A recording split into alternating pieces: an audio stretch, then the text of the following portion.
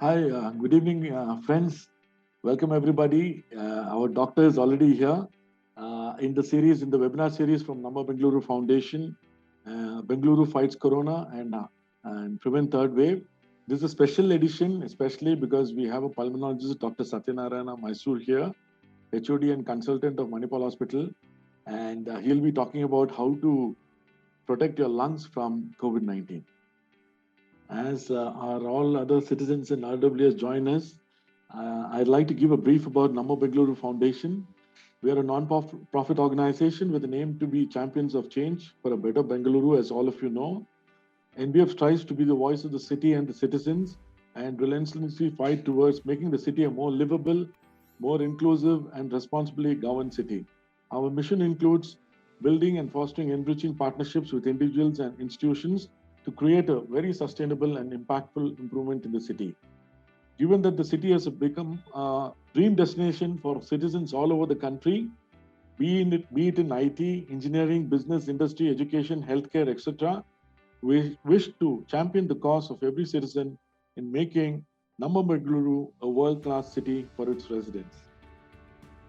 We thank you all for joining today, and we will start this webinar shortly. I think we have a good house, and then I think I'll just give an introduction to Dr. Satyanarayana Mysore. Thank you, Doctor. Thank you, Doctor, for coming to our webinar in your busy schedule. I know you're still in hospital. Thank you so much for joining us. My pleasure. My pleasure. Yeah, a brief about Doctor. I would like to explain. He's a HOD and consultant, pulmonology and lung transplant physician. A doctor is in MBBS, DNB, internal medicine, and also FR ACP from Australia. Doctor has been respiratory specialist in pulmonology, respiratory medicine, airway diseases such as asthma, COPD, interstitial lung diseases, pulmonology, hypertension, rare lung diseases, diagnosis and management of respiratory infections like TB and drug-resistant TB, diagnosis and staging of all lung cancers, pulmonary rehabilitation and home therapy. Doctor has been a best clinical and has been an awardee of various institutes, especially the Professor Derek Frebin Citation for Excellence in Clinical Teaching from the University of Adelaide. Doctor has also been awarded from the Cochrane Research and Scholarship Award. He's been also into interventional pulmonology, image-guided transcontinental lung biopsy, linear abuse, and a lot of advanced video bronchoscopic interventions. I hope I spelled all that correctly. Thank you, Doctor. It's too technical for all of us. And I know that you have been a specialist in pulmonology. And since this is a very much part of the COVID-19 and how it affects the lungs, I think we have the specialist here. So I'd like to maybe a brief etiquette of the webinar today. All of you can raise hands after Doctor gives a brief description and he has a presentation and he will be conversing with us.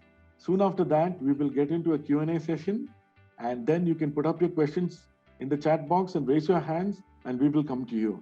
Please keep your questions brief so that we can have more people participate and more of them ask the questions.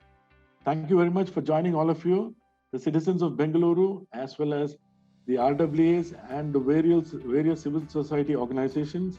I welcome Dr. Satyanarayana Mysore once again. Thank you, Doctor. And please do share with us your expert advice. Thank you. Thank you, Namma Bengaluru. Thank you, Vinod, for a wonderful introduction. At the same time, the privilege and the pleasure is all mine and a true honor to address the citizens of Bengaluru. Having said that, we are all in difficult times, unforeseen times. I don't think anybody had ever had a vision that something bizarre where kids would not go to the school, lipstick industry is in total disarray, and you have masks costing 8,000 to 20,000. So these kind of things nobody had ever thought, not pushed to the sideline, the agony of having COVID, having to go through harrowing hospitalization, kept away from the family. There are untold miseries that this pandemic has put us in. And I was extremely happy to note that the topic by Namma Bengaluru Foundation for Bengaloreans is third wave beta. So it's a very catchy theme, and it should be a mantra for everyone. So when we look at any COVID discussion, we need to understand the basics here. I will not be getting into too much of medical nitty-gritties. I will use simple words, and if there is any high-sounding medical vocabulary like Tarurji, please do let me know. Basically, COVID is like any other viral disease, and we need to divide it into two different parts. One is what the virus does in the body. Second phase, how does the body react to the virus? Very simple. Most people, when the virus is multiplying in the body, will not have too many symptoms. Mild fever that may settle down on its own or with homemade remedies, and maybe weakness, body ache, third or fourth day, little bit of diarrhea, and over the 6th or the 7th day, the symptoms can change. Now, the complacency, if any, all the things happen in the first 6 days. Because the disease will herald in a very, very mild manner, people may be misled into thinking that the disease is very mild. I don't need to see a doctor, or I don't even need to isolate myself. I don't have COVID.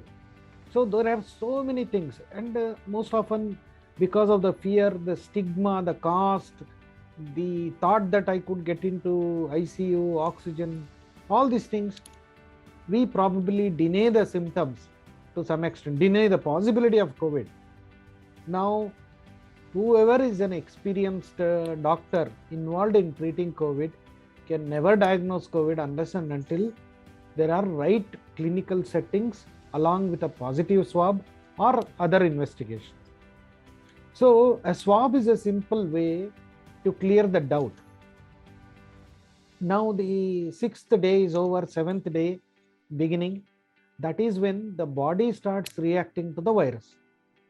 It may be a positive reaction where the body behaves in a very decent manner, just tries to kill the virus that is actively multiplying, ignoring the dead virus. However, the human body may react in a vengeance-filled manner, trying to kill the virus, live or dead, the virus that is still attached to the lung cells, and that is where the lung injury happens. Thrown with this, the inflammatory nature of this reaction will precipitate or bring about a clotting mechanism, and the formation of clot is very much increased. So this is the crux of it. There is a viral phase and there is what we call as host inflammatory response phase. Why did I put this slide? Just to explain to you all that in the viral phase, things may appear very, very mild. Nobody can predict the host inflammatory response, even though there are numerous metric scales, clinical prediction, who can get into mild, moderate. We'll come to that. Now, yes, boldly and bravely, we should say that the virus emerged from China. There's no mincing of words for that about it. Now, since the evolution of virus, there has been more than 800 to 1000 mutations. However, if you look at month of June, July, there was a wonderful publication from Christine Anderson in the Journal of Infectious Diseases, where the doctor scientist argued that the viral virus itself is 50 Dalton, quite a heavy material, nuclear material pack, and it's a big material, and it may not mutate like other viruses. Every single prediction about the SARS-CoV-2 virus has, turned itself on the head, and it has proven that we know less and less as we see more and more of this disease spectrum. Then the virus's viral mutation is always the biologic nature of any viral disease or viral infection. So why does the virus mutate? It is an evolutionary change. What happens is, to gain infectivity, to infect more people, it will lose the virulence, that is the killing power. So the virus itself will reduce the killing power so that it can go to person. So when it moves through a chain of human beings, depending upon each individual's immune system, the immune system can be said innate immunity, the one that we are born within. Second is the adaptive immunity. How does our immune system react to? So the third is acquired immunity. So all the three components, there are going to be no hand has fingers in the equal length. Therefore, no, everybody's immune system is unique. Somebody may have a weak adaptive immunity. Maladaptation in the immunity will pave the ground for virus to change its protein coat, and that is what we call mutation. Now the mutation can have negative effect or positive effect. Negative effect would mean it can prolong the inflammatory phase, it can bring about greater transmission. Or positive, where the viral infection may be very mild, the immune system may just choose to ignore the virus. And the current variations of concern or mutations of concern, we all know the Delta plus, the Delta variant, which created huge havoc in our country.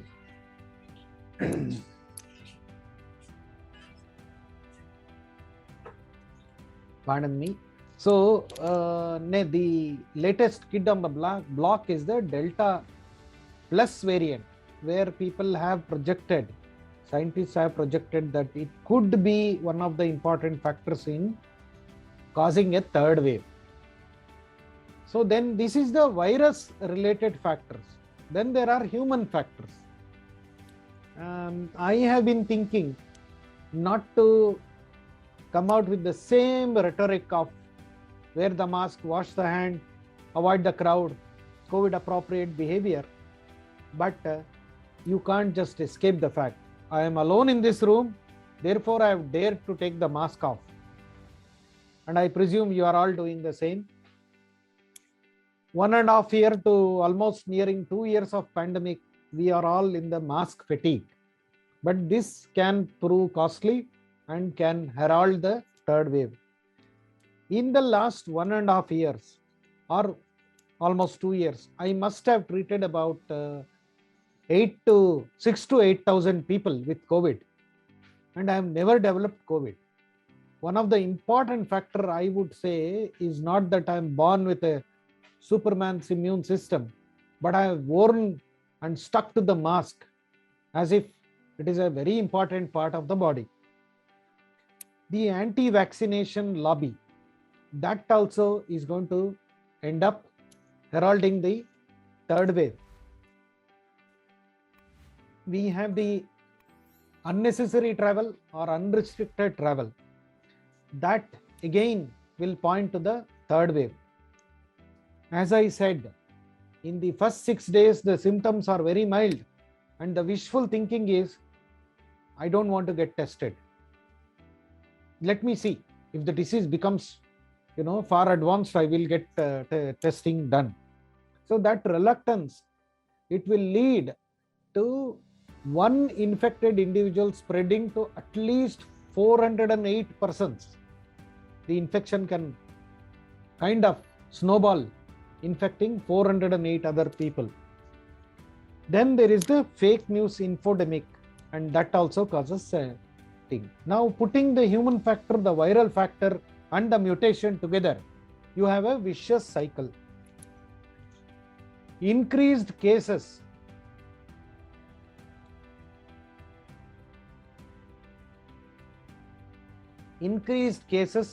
will lead to increased mutation, as we discussed earlier. When you have increased mutation, a gain of function mutation kind of situation will lead to increased spread. The breakage comes from COVID appropriate behavior and vaccination. There is no escaping from this fact. It can be cast in stone. COVID appropriate behavior and vaccination. The other thing also is the new kid on the block, the monoclonal antibody. How does monoclonal antibody work? So, the monoclonal antibody, what it will do is it will block the spike protein of this virus and prevents binding to the lung cells. No binding, no multiplication, the virus is simply dead. So no mutation. If there is no multiplication, there is no mutation. We will have upcoming slides on the vaccination part. One slide is powerful enough to explain what I am trying to drive the message to share with you all. However, one more word about monoclonal antibody. We have given monoclonal antibody at Manipal. I have given it to more than 130 odd patients, and none of the patient, out of 130, not a single soul has had any complication, either requiring oxygen or getting into ICU kind of a situation has not come. We administer that on daycare basis. And I am hoping and praying that the drug is costly, so we may get a subsidized cost absorbed by NGOs, government, regulatory authorities, and that should become the standard of care. While if you do know, in US, that is the standard of care. So many people walk into my clinic for non-COVID purpose and they will say, I am vaccinated and I can take the mask off. Now that is a no. Vaccination does not make anyone a Superman or a Batman. Everybody is vulnerable. We are seeing wave in countries where they have vaccinated people with the Pfizer, BioNTech or Moderna. If you look at the efficacy rates, it may tell the story that once you take Pfizer vaccine, you are going to be invincible. But that is not so. Efficacy of a vaccine and in real life effectiveness are totally different things. So what should be the do's and don'ts? I will not dwell more on this, but I will stress on the mask part and the vaccination part.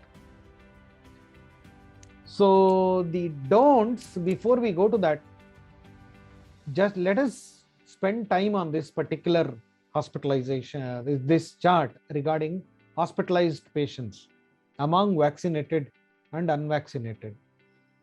The blue line indicates the unvaccinated group, and fully vaccinated people getting hospitalized is a minuscule. And this is from the US COVIDNet covering about 13 states. Over the 13 states of US, say roughly about 50 million, we have had less than 50 patients who are fully vaccinated ended up requiring hospitalization. In our hospital, we have seen 1 or 2 vaccinated people becoming very severe. That may be to do with their individual immunity status. By and large, it is the unvaccinated group that get into issues and problems. Don'ts include, do not neglect non-specific symptoms. And this is very, very important. What we see is that abdominal pain, patients coming with abdomen pain No other symptoms of COVID. Chest pain, sounding very much like a cardiac heart related, lower backache, appendicitis, gallstones, heart attacks. These group of patients come in and they test positive for COVID. And it's very important not to find an alternative diagnosis and have a wishful thinking. Do not postpone testing. Kerala has been praised for testing a lot. I think people in this state should and must volunteer to getting tested, and that's the way to put off the third wave. The misinformation that comes from social media is much more than the actual information that can be disseminated through social media. One change is what we are having today. I hope we'll be able to make some change in preventing the third wave. Now, there are also other factors. If you look here, the influence of media and expectation mismatch is quite huge.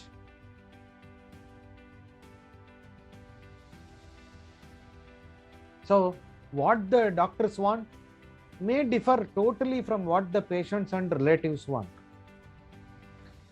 We may want complete resolution of illness, and you may want a quick discharge. We may want to give appropriate medication. Of course, needless, and undoubtedly people would prefer any cheaper alternative. Let us say we want to give monoclonal or remdesivir as per the existing criteria, but much harm has been done by WHO publications on remdesivir. So there will be questions on the efficacy of remdesivir. Comorbidities, that is diabetes, high blood pressure, and other medical complications which a patient may have along with COVID. We need to make changes to those during the COVID management time. That may be questioned. The most important factor of all this is, in this pandemic, nobody wants this pandemic, but we as doctors, we become part of patient's journey for 10 to 14 days throughout this illness, and we understand separation from family, finance, loss of productivity, what is happening at home, social isolation, getting back to the home. Residential authorities may ask COVID negative. There's huge degree of implication. So it's a not a happy prospect. There will be lot of psychological stress and anxiety issues in COVID patients. That needs to be addressed. So with this, I would like to pause here and make this session truly interactive.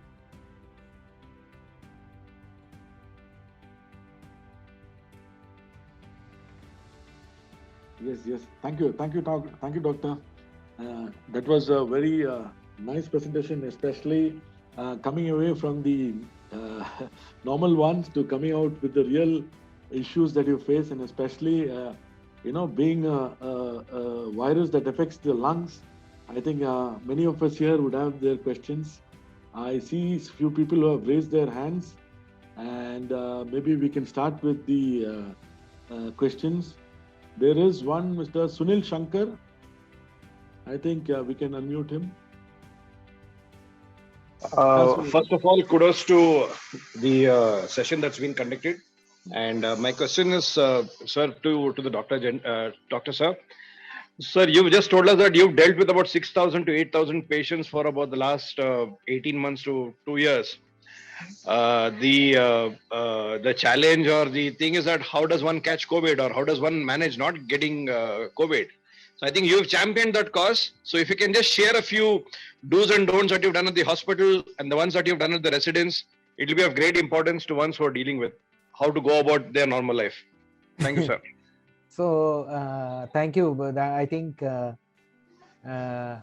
the most simple basic etiquette that I have followed is that never take the mask off. Whether it is coffee break or lunch break, As long as I'm not in a single, outpatient room, I would not take the mask off. Like any monk or true sage, as soon as I enter home, I do take a bath, shower. So you are not giving. There are arguments that there is no fomite transmission. I mean, if there is a little bit of virus on the scrubs, it may not end up amounting to infection. But every single theory that has been put in with respect to SARS-CoV-2 infection in the beginning, in the first year, has come untrue. So there has been talk about air transmission as well, which is very deadly. There is no way, if there is air transmission, we could get away from not getting infected. But I think I have gone through a lot of stress, isolating myself when I thought that maybe I had an exposure. So staying in hotels, or number of patient load is more, so stay in a hotel very close to the hospital. So despite all this stress, I think I would attribute my diligent way of having steadfast way of having the mask on as this single most factor. Second, we were fortunate. The government kickstarted the vaccine process by first giving it to healthcare workers, and I felt like I was a guinea pig because nobody else had received the vaccine. So I was made to inaugurate and get the first jab. So I think that also is an important thing. Okay. The last point is, I don't believe in the food faddism, or what we call as high dose of vitamin C, eat this healthy food. I don't think so. There are times during the peak of COVID where the lunch used to be at 5 o'clock or 6 o'clock. So virtually dehydrated and starved. So I don't think those play very important role. But I think these are some of the factors I would ascribe to. Thank you, Doctor. I think, Sunil, your question has been very well answered. And as Doctor put it, mask is the only savior. And I think, anywhere in public space, when you're not single, I think mask is our prime most. And I'm going to take this liberty to ask you another small doubt that I have. Yes. Would a direct infection be as severe as a fomite, or the other way around? The fomite infection that they're talking about, would it be as severe as the direct infection that you might have from a person not maintaining social distance? At this point of time, no solid evidence to back up the fomite infection, based on the fact that Singapore, Germany, and another country, 3 countries, they pooled the data. They looked at the virus particles can be anywhere 300 meters from the designated COVID hospitals. They found traces of that on the swabs, but these particles were not capable of multiplying on its own. So that is when people have started, even healthcare workers have started letting the guard down, and fomite transmission doesn't seem to be causing much infection at all. Thank you, sir. Thank you. Thank you, Doctor. I think, can we look at Mr. Satyanarayana Agrawal? I think he's raised his hand. Can you unmute him? Mr. Agrawal. Satyanarayana. Unmute yourself, sir. Agrawal.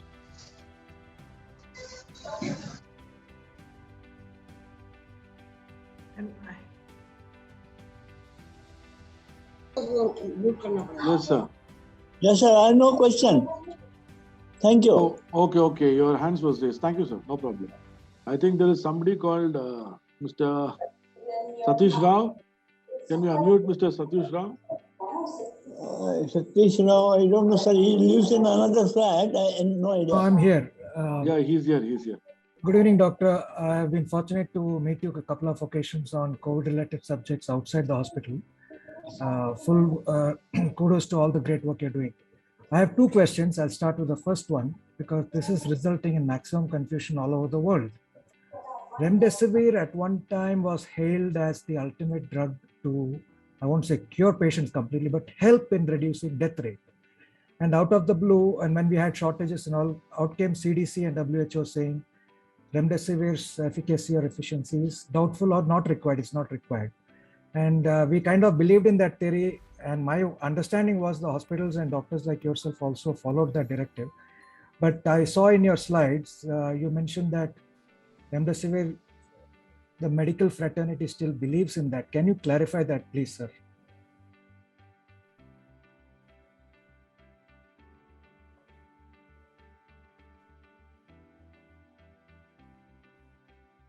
I will. I'm just trying to take out a slide set.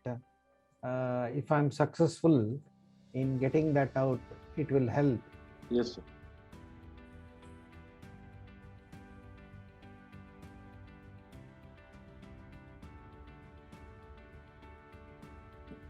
Fortunately, it is my good fortune that I'm still in the hospital and I can share this. We have been collecting data from all these 6,000 to 8,000 patients. The complete collection of data was hampered because the second wave was very, very brutal in its nature, and it kept us quite busy, didn't allow us to process the data. Now, if you look at this,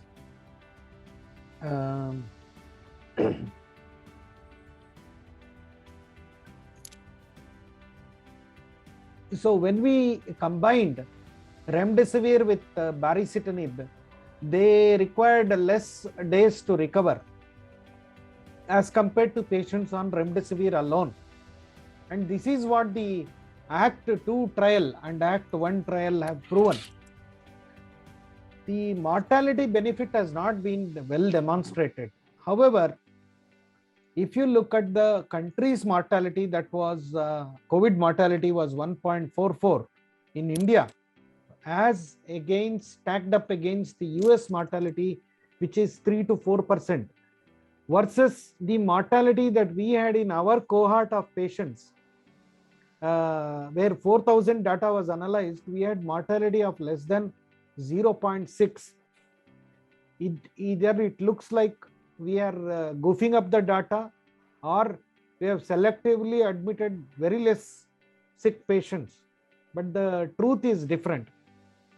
Very sick patients did come to us, and we managed this staggering low level of mortality. And one of that is that remdesivir was extensively used. So how much did we use?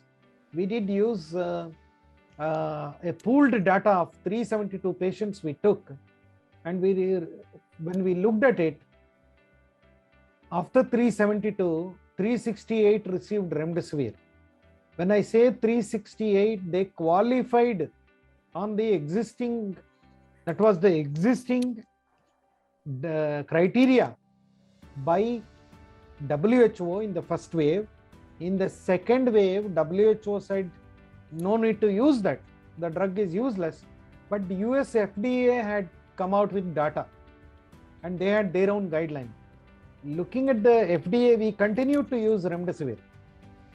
Now, out of that, if you see, we did manage less than 70% shift out into ICU kind of thing. Therefore, the fact does speak for itself. Whatever WHO may say, please look at the fact that WHO went back on 6 occasions. They said no human to human transmission. That was totally proven. Likewise, they did say about remdesivir as well. They said asymptomatic patients don't transmit. That was withdrawn with the apology. So I think if you look at the FDA data, they still advocate use of remdesivir. And based on our data, we would beg to differ from the WHO data, WHO policy on remdesivir specifically.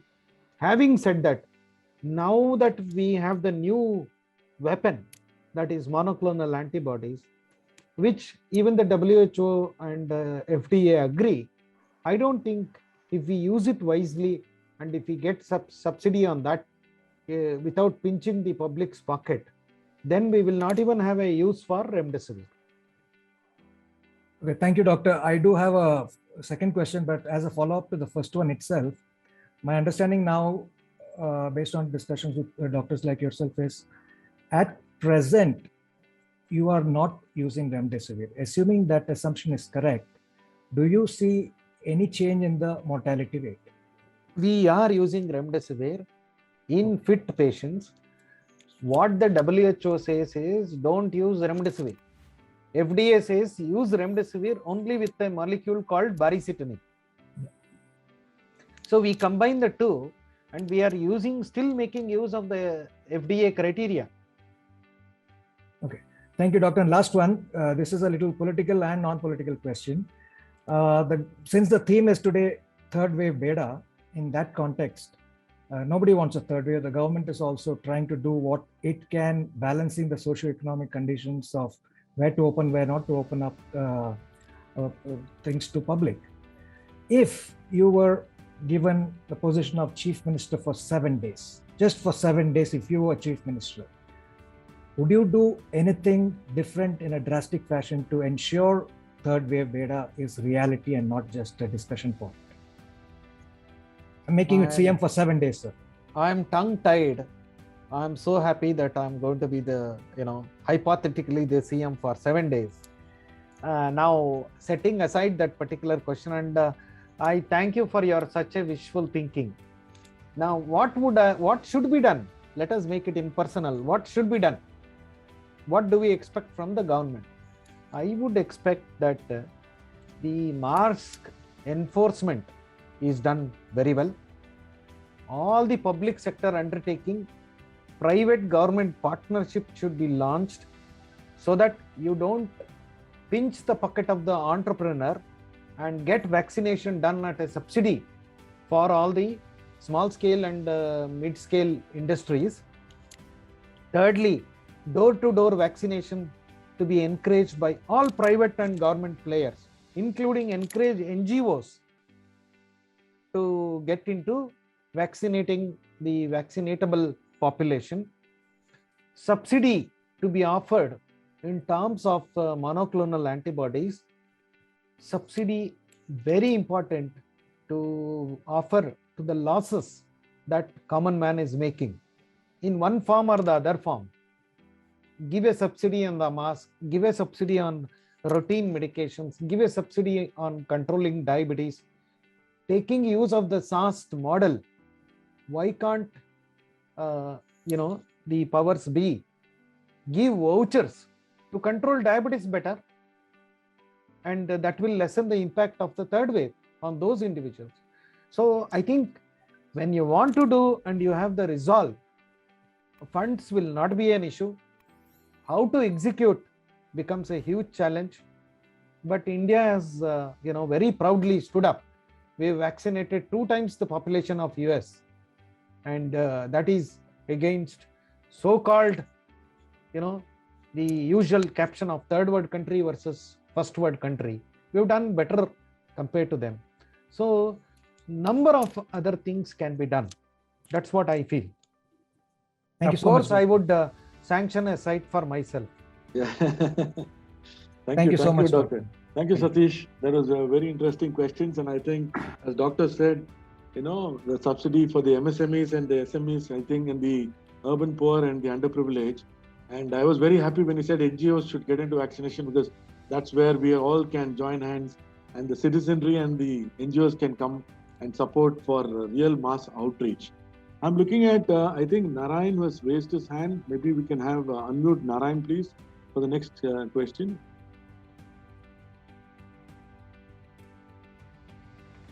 Narayan, can you please unmute? Yes. Good evening, everybody. Yeah. Good evening, sir. I have 2 small questions. One is actually on this monoclonal antibody thing. I don't know how much does it cost without government, let's say, subsidy. That is one question. Second thing is we are always talking about the comorbidity. Mainly we talk about diabetes, mainly we talk about blood pressure. Now, what about the other ailments, like particularly in Bangalore, because of actually the pollen and other things, there are a lot of people who suffer from actually allergy like asthma and certain other breathing troubles. What about the effect or, what is the effect on such people? These are the two questions. Thank you. I will gladly take the second question, which is a very valuable question.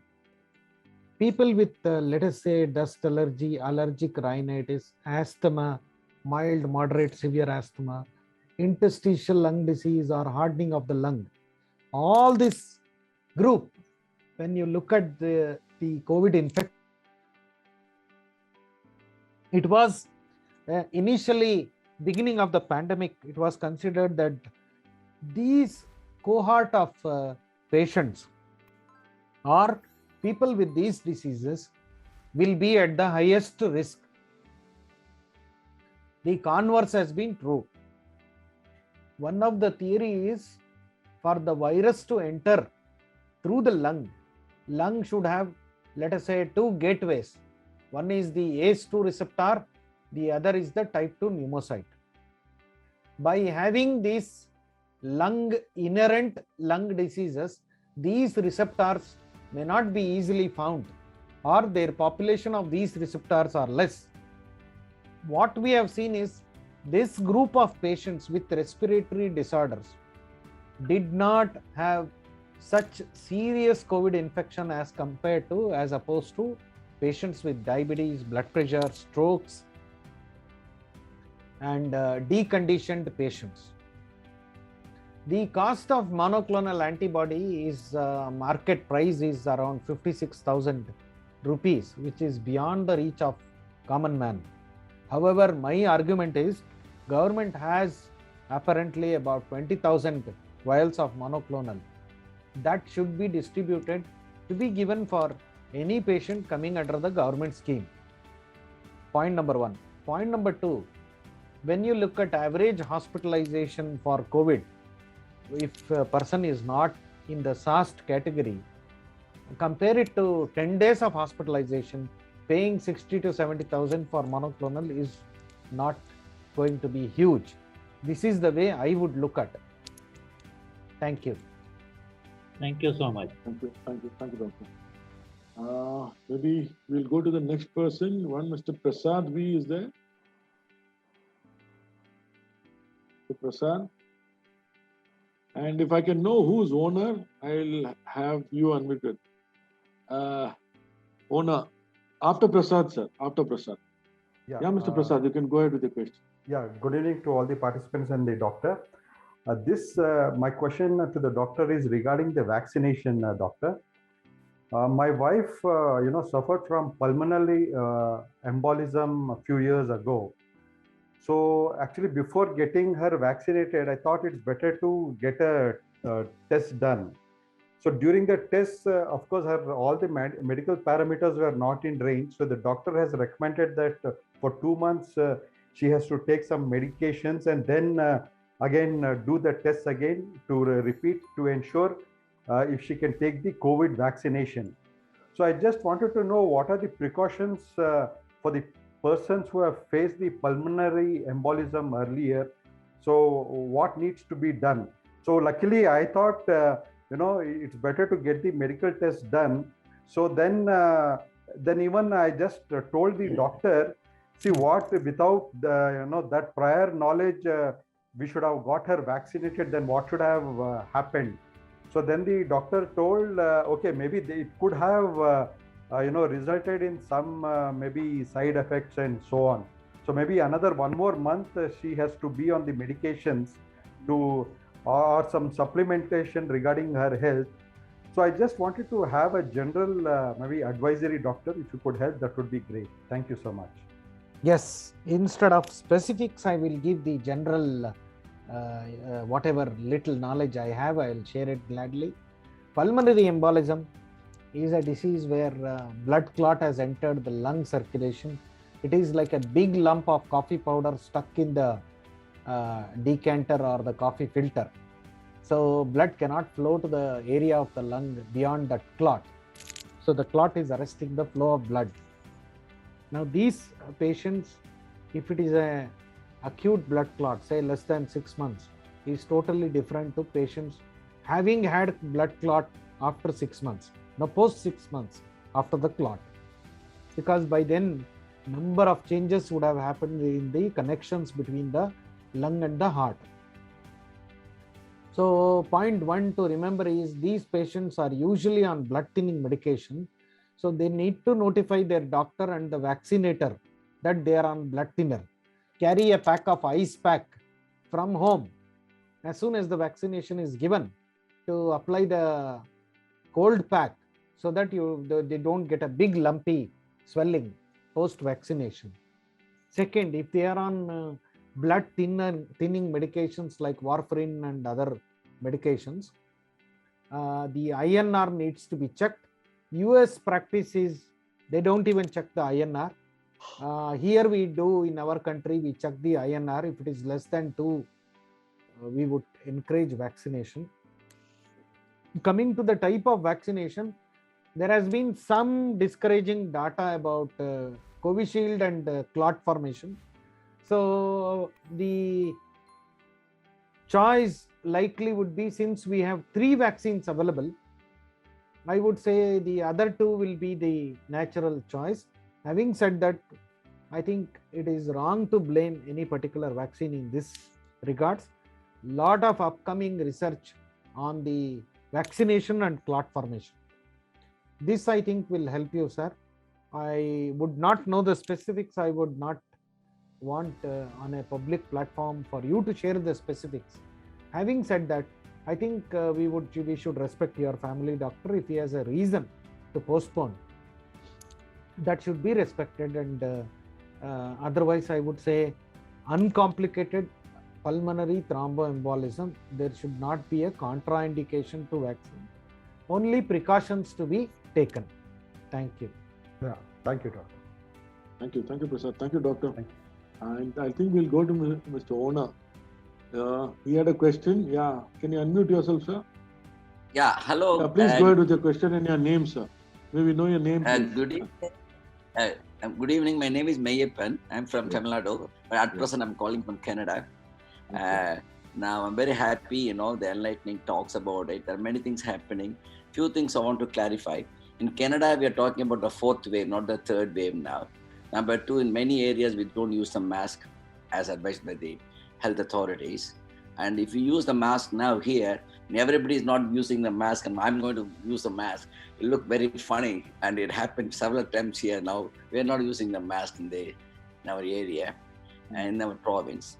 And the third thing, it's a few small questions.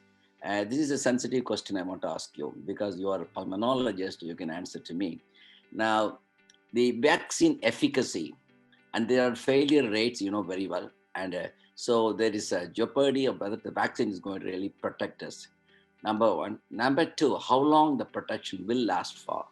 Because is there any evidence to show that the vaccine is good for like a triple antigen 1 year or something like that, right? So we don't know the efficacy, it's not been approved data as far as I know.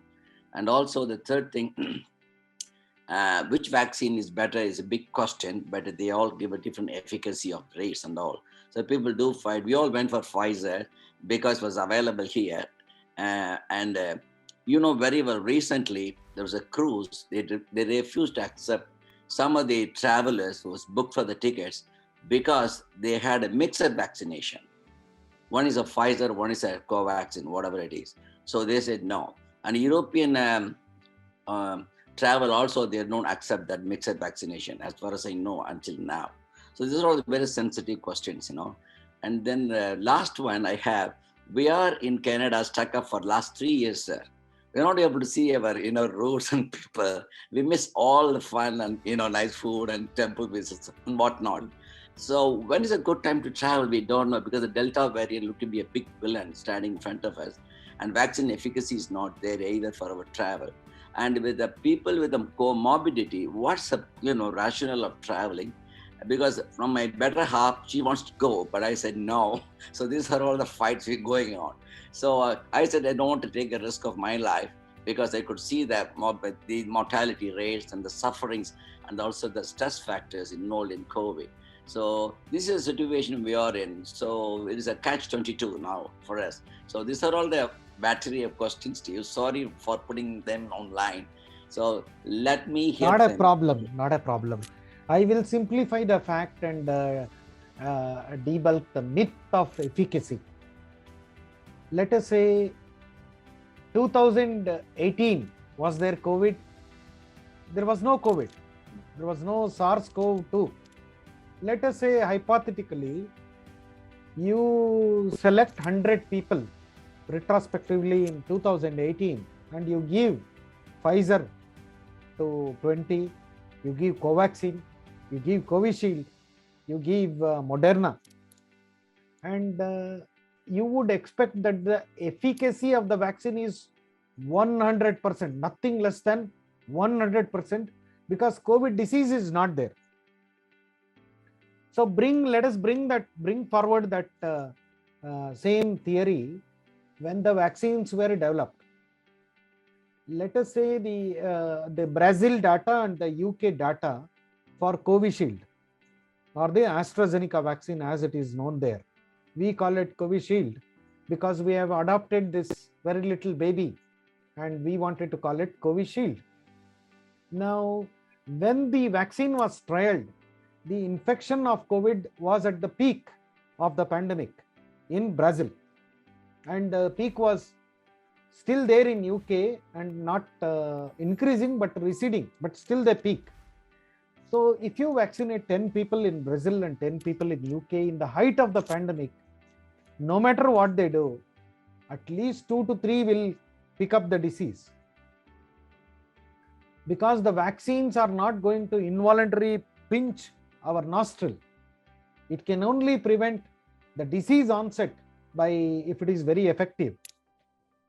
So the efficacy is decided by the fact that we gave vaccine to 10 people, and during that random period of time, we followed them up for 3 months to 6 months. They did not pick up infection. So 7 did not pick up infection. So vaccine is efficacy is 70%. So this is how the efficacy is determined. What is more important is the effectiveness of the vaccine.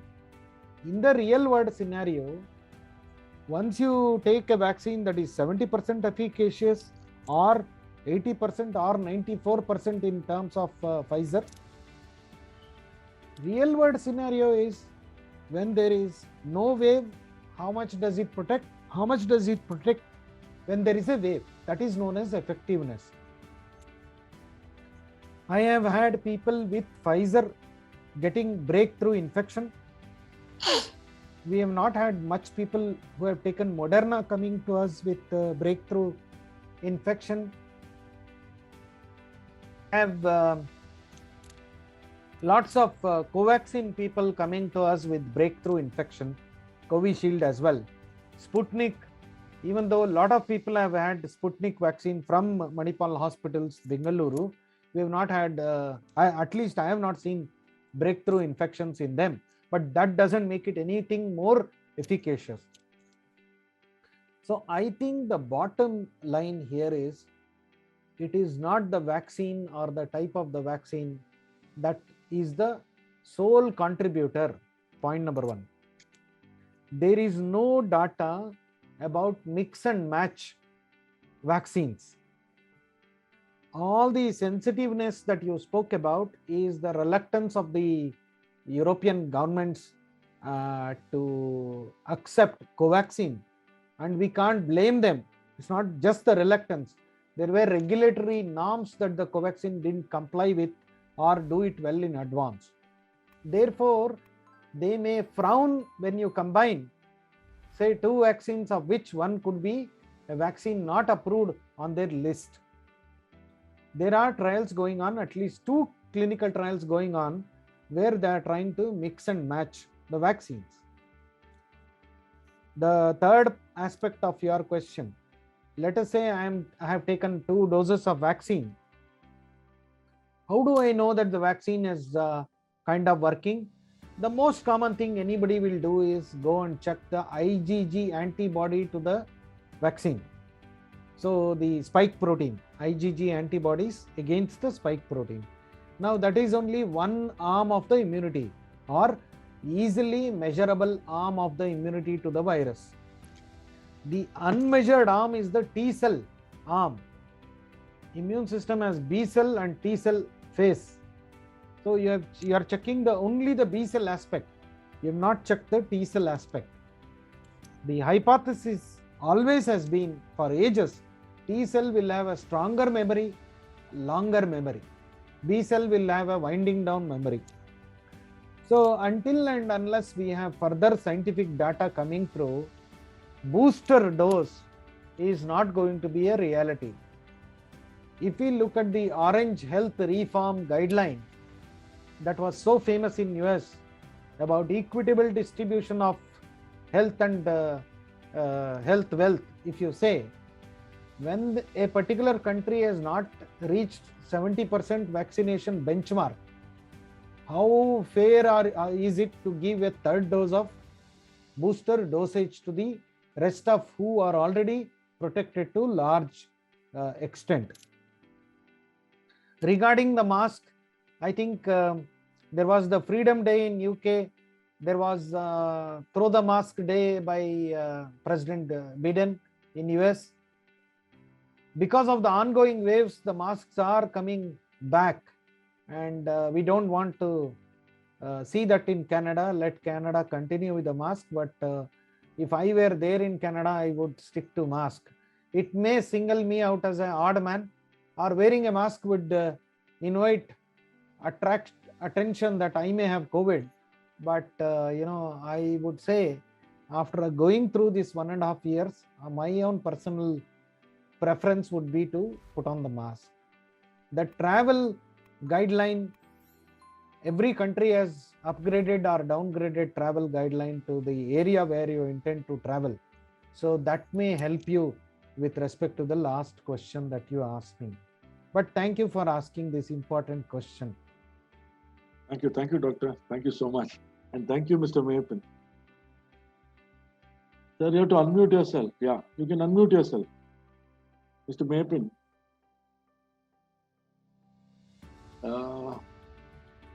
Yeah, let me just, yeah. Okay. Please unmute. The last question. Yeah. I'm a pediatrician, so I know there is a general role of vaccine from 12 years onwards, and I saw some of the case reports in India having children being affected from 5 to 12 years, about 200 odd cases in one report, about a week ago or 2 weeks ago, and then below 5 about a small number. So now we have grandchildren and children going to school and all. The schools are going to open now in September here. Same thing happening there as well as in our country, India. So what's the take on immunization for kids, and how early it should be started now, and what is the cutoff age we should go? I don't think there's a risk factor for giving vaccination for kids even below 5 years. There is no real proven data to say that. So I want your take on a recommendation, because you look to be a very knowledgeable person on all these areas. I want a clarity. Appearances are always just to get to the hard crux of the data. Zydus Cadila has come out with the world's first plasmid vaccination. Plasmid being used as a vehicle to deliver the nucleic acid prototype, and either the RNA or DNA will pick it up and make copies of that. So Zydus Cadila has done trials, about 43,000 kids in various parts of the country, including Namma Bengaluru. So on the basis of the strength of the data, government has given approval for vaccinating kids above the age of 12 years. Point number one. Point number two. My theory is that young kids, blessed by the divinity, they have less developed type 2 pneumocytes and very less number of ACE2 receptors. The virus generally cannot proliferate or multiply in the lung cells or pneumocytes of the young kids. That in itself is a blessing. However, it opens up a new paradigm, that is, the virus cannot enter and multiply, but the immune system doesn't stop reacting. So we have what we call as multi-system inflammatory complex, and that is a recognized form of COVID in the kids. The only implication that we have on third wave is that schools have opened. Today I have dropped my son to the school. So yes, it is a tense time, because kid picks up the infection, the whole house will be having, to go through the COVID infection. Adults pick up infection, very, very likely kids will get infected. So we have to weigh that against the odd of unimaginable scenario where schools would close only for summer holidays and few other festivals. But an unimaginable situation which none of us ever expected in our lifetime. 1 3/4 of a year, schools have been shut. So these COVID era kids will have a lot of disadvantage. We are seeing childhood obesity, addiction to social media, phone addiction, a lot of psychological stress factors in kids because they have to stay in the home, and that is against the law of the nature, because by inherent laws of nature, kids have to play, kids have to go out, kids have to mingle, and none of this has happened. And this is where we can draw to a close the COVID pandemic. At least the virus may remain endemic, but if we follow the COVID appropriate behavior, vaccination and mask, and reduce transmission in the community, that is one way of getting things back on rail. This is all I can share. There is no data yet for kids less than 12 years, at least in our country. Thank you, Doctor. And thank you, Dr. Mayappan, all the way from Canada, for those questions and very important questions. Can we unmute Rekha Chari, please? She has raised her hand. Can we unmute Mrs. Rekha Can you Chari? please unmute yourself? Yeah, go ahead, Rekha, please. Hi, If we Vinod. can see you. Yeah, hi. Very good evening. Rekha, please also, anybody Okay, asking the video. questions, please open your video, please. Yeah. Hi. Please go Good ahead with evening, the question, Doctor. Rekha. It was a very informative session. I have one question. If both vaccines have been taken and somebody has this flu-like symptoms and viral like cold, cough, and developing into slight fever on the second, third day, which is the right day to get them tested? Should we wait, or from day 1 or day 2 get them tested? I am spellbound because of this question. Very intelligent question. Very, very relevant question. If you do a swab too early, the chance of getting a false negative is very high. Whatever data we have before us is that highest infectivity is between the 3rd and the 5th day. So aim for a swab on those days. Okay. Having said that, I would like to add a caveat. For some reason, we as Indians, we are very resolute people. We tend to withstand many things. We put up with daily corruption. We put up with babudam. So many things. I can go on a philosophical talk here. So, given this resilience in our nature, there are times when we would dismiss mild symptoms, and we may only talk about it, and we would have already reached the 6th or the 7th day. Therefore, my advice is what I would do for myself or my family, God forbid, is, and by the way, I throughout the pandemic, every month or so, I have checked myself and never found the elusive virus. And the virus doesn't want to be a part of me.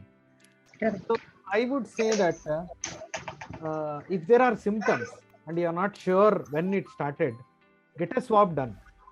Second, if the swab is negative, wait for third or fourth day from the date of negativity and get another swab, because these two swabs are not going to widen the nasal orifice, but it is going to be priceless because we will protect our loved ones. Two are better than the one. Second, and most important aspect of this question is, let us say I test and I turn positive. Then I travel down to another private lab and test again. It comes out as negative. I don't think we should fall for this particular situation, because the virus multiplies in a very intermittent manner. So today it is on a full working day and I test positive. Tomorrow on day after it is on a Janmashtami leave. So the swabs can come negative. So beware of all this. We have gone through this. Every single patient, we have had different and mixed experiences. So in this case, do we take it as positive or negative? Yes. Positive swab, ICMR says take it as positive. There's nothing to lose by upping the antenna and caring well for those individuals. Okay. Thank you, doctor. Pleasure. Thank you, Rekha. Thank you. Thank you, doctor. We'll go to Mr. Syed Abdul Aziz. Can you unmute Syed Abdul Aziz, please? Syed, if you can unmute yourself.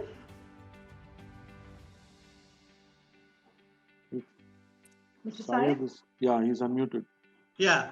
See, I want to ask a question. My daughter is having psoriasis problem and she is under treatment.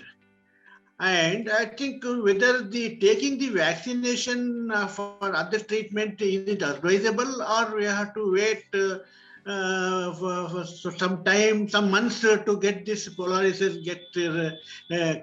treated? And as well as you know, that the psoriasis has taken a longer time to get treatment. So how can she wait for such a long time for getting this vaccinated? That is not. Thank you. I presume you were referring to psoriasis. Yes. Yes. So our experience is psoriasis following COVID flares up like anything. And the flare up is primarily because of the virus, also contributed to use of steroid. That doesn't mean we should not use steroid.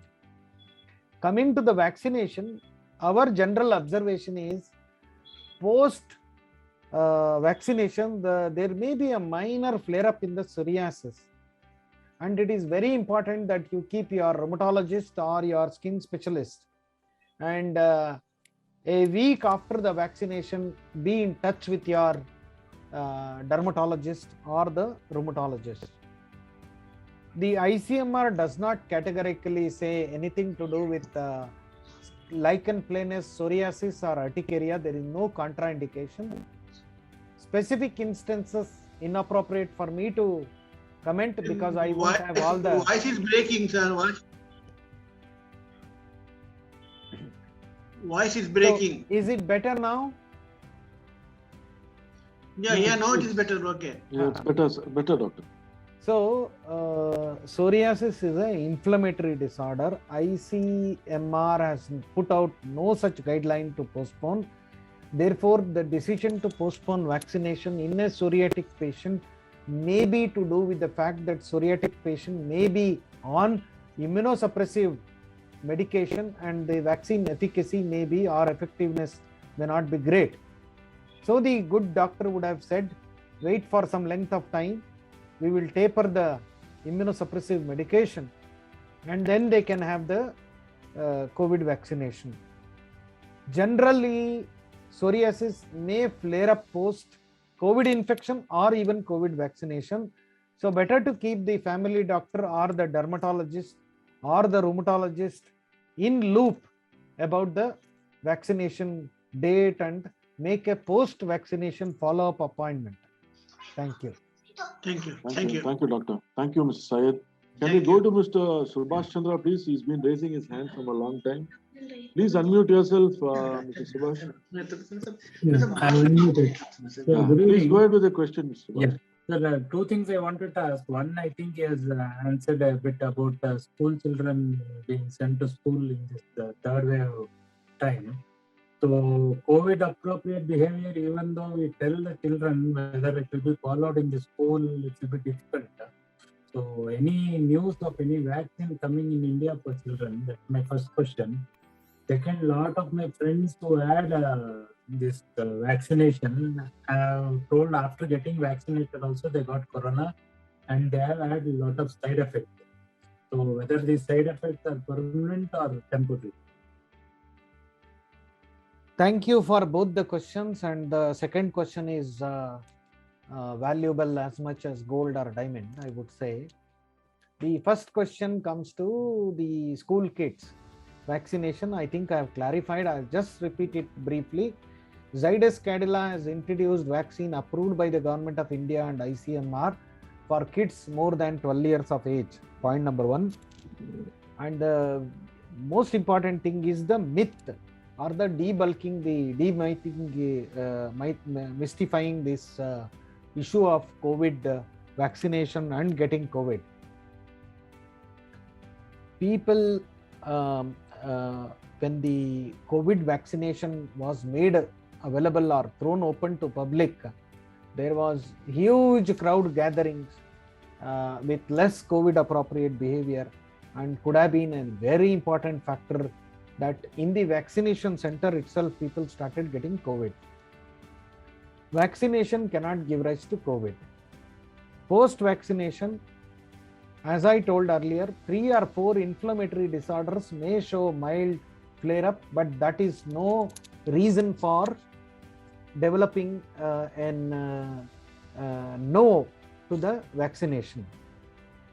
Vaccination is for all unless specifically forbid in a particular individual. Vaccination and side effects, the only vaccination and side effect that we speak today is about the blood clot in a very minuscule percentage of population, especially in Europeans. Europeans, by the nature of their genetics, do have a greater tendency to develop vaccine. There is a vaccine-related thrombocytosis mechanism, and that is, the incidence is too less for anyone to feel discouraged about taking vaccine. If in doubt, keep the family doctor or pulmonologist or any doctor that you know in loop, and please go in for vaccination unless you are specifically asked not to take. Thank you. Thank you, Doctor. Thank you, Doctor. Thank you, Mr. Subhash. Can we go to Mr. Sandhu Subramanian? Sir, you can unmute yourself. Yeah. Good evening, Doctor. Good evening, participants. Really, we are blessed to have such a wonderful session. Lot of learning. Of course, we keep reading and other things, but when we have a face-to-face, though it's a distance, but Zoom had made so near, we can see by almost near the doctor at the near of almost 1 feet near. Okay, so there is a pleasure to have his inputs on how to avoid the COVID. My simple question is, while we need to adhere to the mask as a basic discipline for next maybe a year or two, we don't know, of course, maybe during that time again there will be a review scenario for walking and for gathering and at the marketplace. What type of mask is suitable? It will be very helpful if you guide us, Doctor. Thank you, sir. Thank you for those very kind words that you spoke. If I'm in 1 feet distance of your, even though it's a virtual meeting, I'm happy. Otherwise, I would have moved 2 steps backward. And that is the COVID appropriate behavior. Jokes apart, the catch point here is the fact that what type of a mask. And that is very, very valuable question. There is one scientific paper that was published even before COVID came a reality. That paper spoke about cloth-based mask may actually end up increasing infections by trapping the virus or bacteria in the fiber. So impervious mask material. So impervious mask material, we don't want N95 for everyone.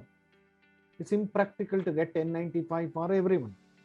Also, we do see very affluent, educated people or whatever be the individual, they may wear a very dirty mask, and that itself is a health hazard for them.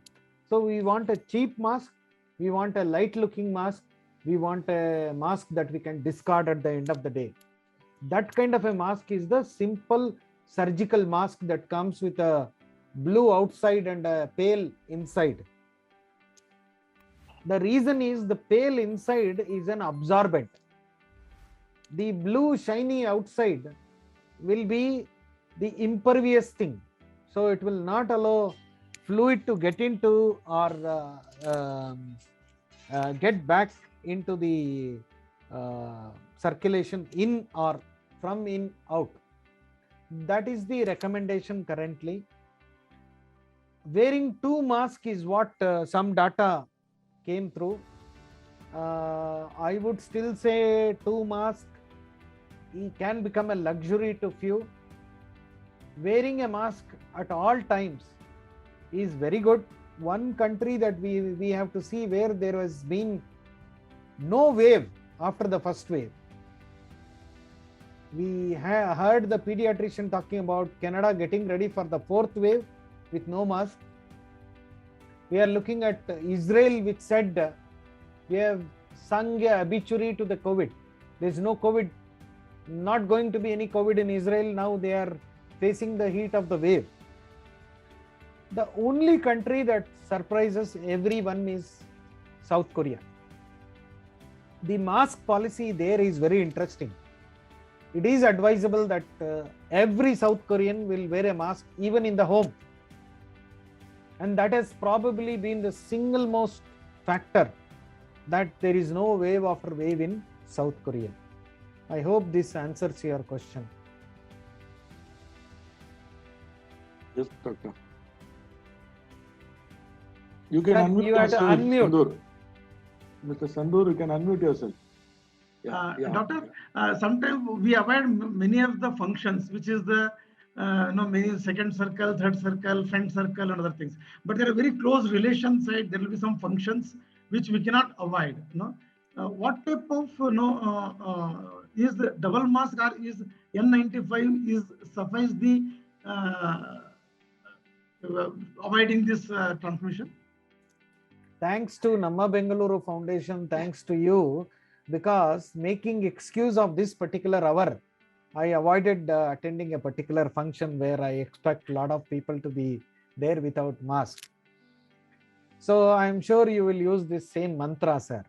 So two masks is advisable when you expect a big crowd. But the important thing is the outer mask needs to be washed or discarded if it is a disposable one. Or if you are really particular, there is a particular company that has come out with a mask with a fan attached to it, and it is about 6,000 rupees or so on Amazon. It can match your tie and shirt. So to me, you look very rich, polished gentleman, and you can afford 3 or 4 of that. No, sir. No, thank you, doctor. Thank you, Mr. Sandur. That was very interesting question. I think the humble mask will protect us, and if South Korea can do it, I think we all can do it. And thanks to doctor for bringing out the real efficacy and the best protective gear that anybody can have is your humble mask. I think Mr. Satish Rao has another question. I think Mr. Satish, please unmute yourself and go ahead with the question, please. At the outset, doctor, my apologies for my third question. This relates to something unique in the second wave. The second wave, we saw a lot of people who did the RT-PCR, the result came negative. But symptoms over a period of 3, 4, or 5th day got really bad, and they met the doctor after they got a RT-PCR negative report. And many doctors started referring these kind of patients with these kind of unique symptoms. In the beginning of the second wave, they started advising an HRCT, a chest CT, which was unheard of in the first wave. And I'm a COVID volunteer, even I didn't know about it until the second wave. And I asked one particular doctor, why is it the RT-PCR is negative? Is it because we took it in the first day or second day and the viral load was low? But across the board, there were people who tested it day 3, day 4, day 5. So the viral load was ruled out. Then one doctor told me that, Satish, the virus is not there in the nasal area or on the throat area. He has descended. He has gone to a newer area, more fertile area, which is the chest or the lungs. That is why the RT-PCR with the nasal or throat swab comes negative. And then HRCT, when seeing the severity score, you can easily conclude that this person is COVID positive. Is it true that the virus was traveling downwards? Is that scientific, or is it just something which was given as an answer to me? I don't know the medical truth to this. So the virus, when it does visit us, it comes with a 14-day on average holiday package, and it begins its journey in the nose. No matter what, if there is loss of sense of smell, that indicates that the battle or the war was fought in the nose, and the very less number of viral particles can travel down to the lung. Man is an accidental host. We are not the definitive host for the virus. But of course, with a lot of love and care, we have adopted the virus in our community.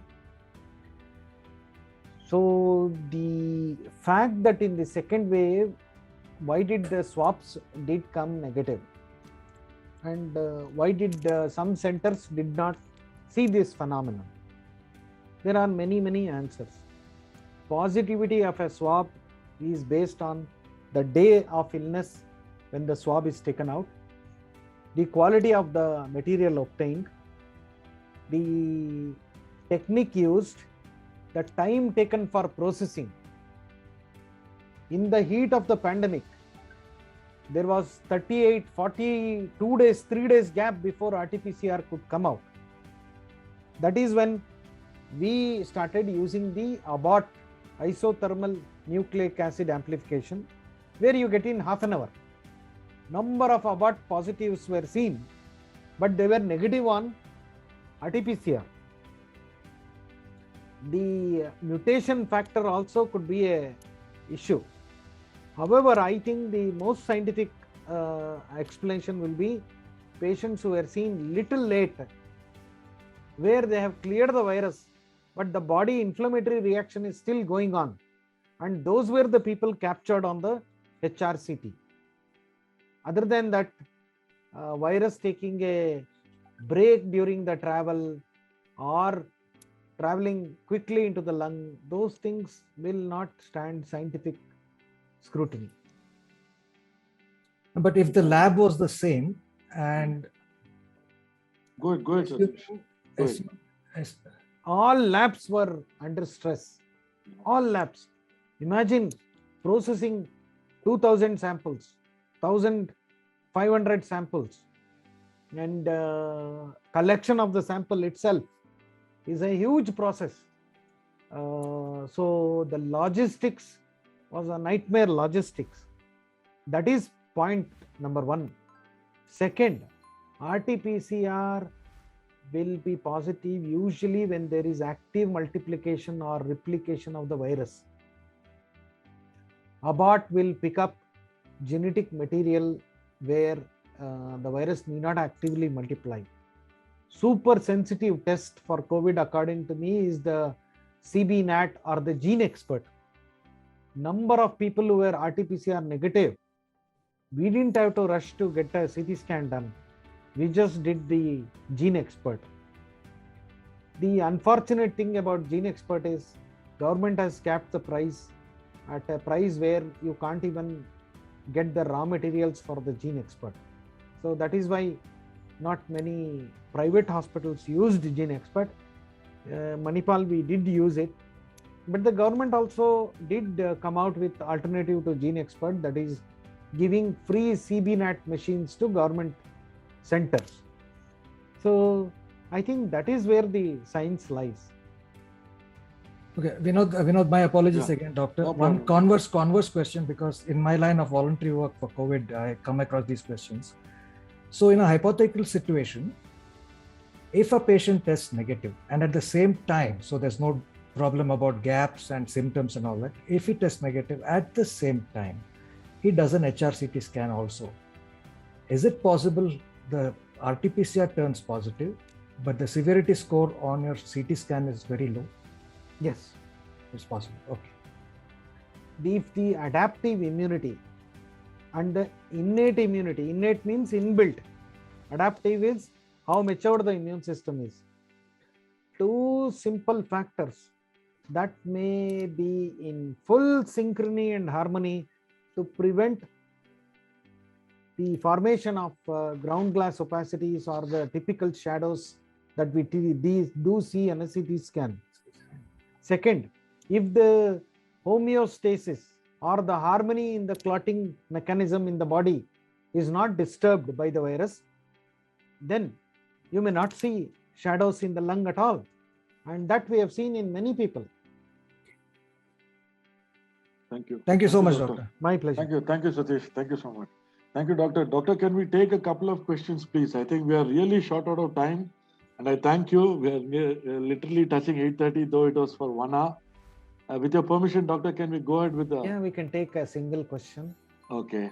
Can we unmute Mr. Jaykumar? Mr. Jaykumar, can you unmute yourself? Good evening, sir. Yeah. Good evening. Good evening. Good evening, everybody. Sir, my question is, can we strengthen our lungs in some or the other way? Something like a breathing exercise, pranayam, something like that, along with taking regular steaming and all. If at all, will it help? Strengthening the lung, I think, should be done regardless of COVID or no COVID. Breathing exercise, pranayam are all very good. But please pardon me, I have a humorous bone in my body and I can't stop poking fun at few things. And that is not necessarily to upset you, sir. Jaykumar, sir. Yes, sir. I once did tell a radio station that steaming is for idlis and nose is no idli. So the steaming became a viral message or a mantra, and all those face steaming companies, I think, did quite well. But there is no scientific, bolstering fact for this. Steaming should be done when we think that the phlegm has become thick and the secretions are thick. Yes, go for steaming. But also remember, people with lung diseases like asthma may react not so very well to steaming. So the change in the humidity has a bearing on the lung. Other than that, I think strengthening the lung is a good idea and it should be done regardless of this pandemic. Thank you, doctor. Thank you, sir. Thank you, Mr. Jaykumar. I think thank you, sir. We have come to the close of the webinar, and I think we are really run overshot all the time. And I thank Doctor for taking out his time and especially answering all those questions very patiently and also giving us so much of information. Doctor, it was a very informative and a very good session, and we thank you for being our real health warrior and for supporting all of us, and especially during this COVID times. And I think a lot of those information, especially at testing, masking and vaccination and building the herd immunity, is, I think, one thing that will really help all of us. And I thank each one of you and all the RWS and the citizens here who have joined us today. And we would like to close the session with a thank you to Doctor. Thank you so much, Doctor, for joining us today. Namaskara. Namaskara, sir. Namaskara, Doctor. Thank you so much.